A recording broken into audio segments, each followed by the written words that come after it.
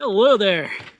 Welcome to this James the Bike Guy, where today we're getting to talk about something really cool. This here, a Insta360 ONE RS.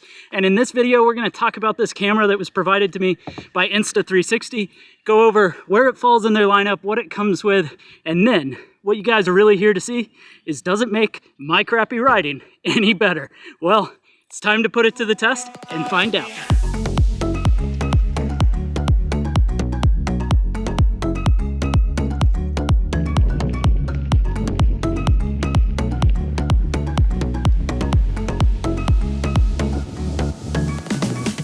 So why the heck are we talking about a camera on a bike channel? Well, a couple of reasons. First, they reached out and sent it to me, and I gladly accepted this little thing because I've actually been looking at one of these myself. I got this about a month after most of the review videos came out, and truly, it was one of the things that was in my cart just waiting for the chance to buy it.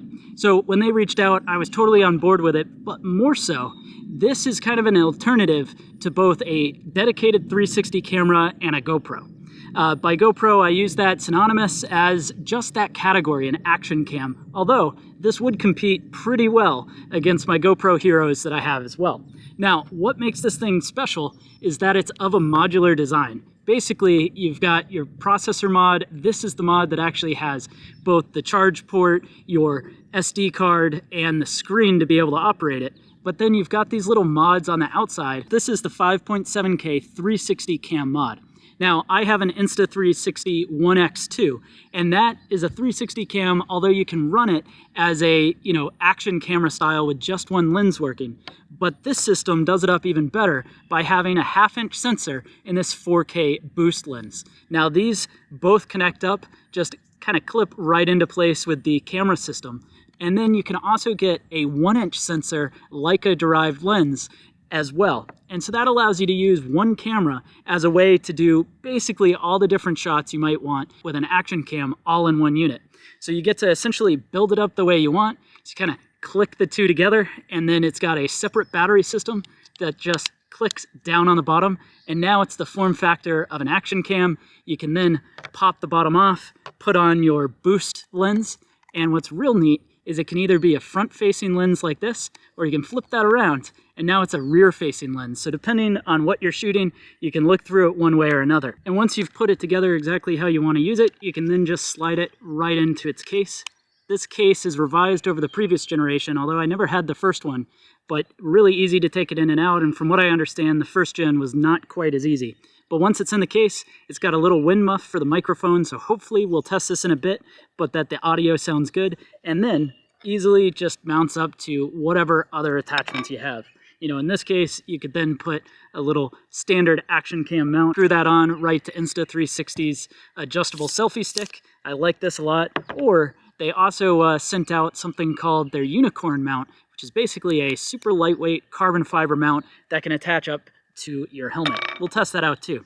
Well, speaking of tests, I think it's time to start off with the boost lens like this, use it as an action cam on my chest, and let's see how it looks.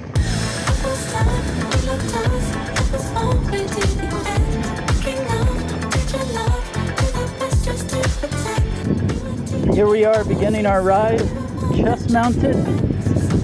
We're in the action view, or the widest mode. And soon to see how it rolls. No motorized vehicles, good thing, because we're on a bike.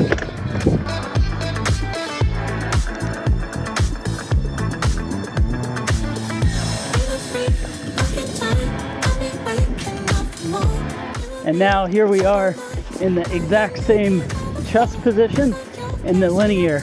You should be seeing that it's quite a bit narrower than it was before. The linear mode is more like a traditional lens, whereas that other ultra-wide position is super wide, a little distorted, but you can see a lot more of what's going on. Now it's time to switch over to the 5.7 dual lens mod for 360, where we can put it right onto the helmet, and it's going to look like some crispy drone footage up high, kind of out of the way. And let's just see the different views we can do with a 360.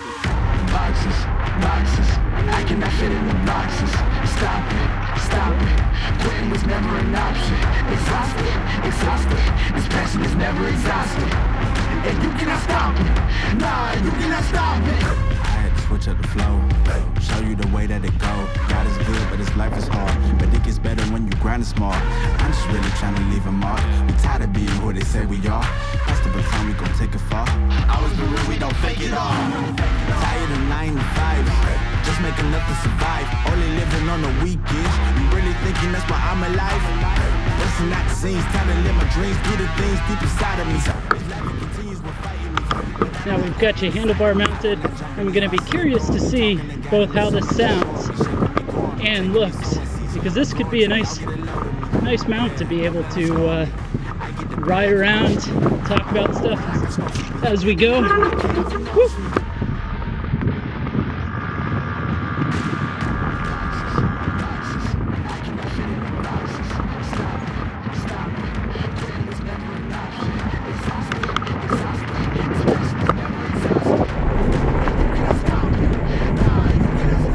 Now, one of the modes I was most interested in trying out is what we've got going right now, and this is HDR Video. So HDR Video is kind of an interesting idea. I haven't had a camera that's done it before, but we've all had, you know, that HDR mode on our camera that kind of makes things look sci-fi and almost over-processed, but cool photos. So the question is, does that translate into video? So by having you out here, is it looking cooler than it would normally? Or is it just kind of funny? You must be blinded by the lights. You came to shine here. Watch it look daytime in the night. We bring the vibes here. We full of life, you keep the change. Keep the change. They hate and say we went and changed. I stay the same. You must be blinded by the lights. You must be blinded by the lights.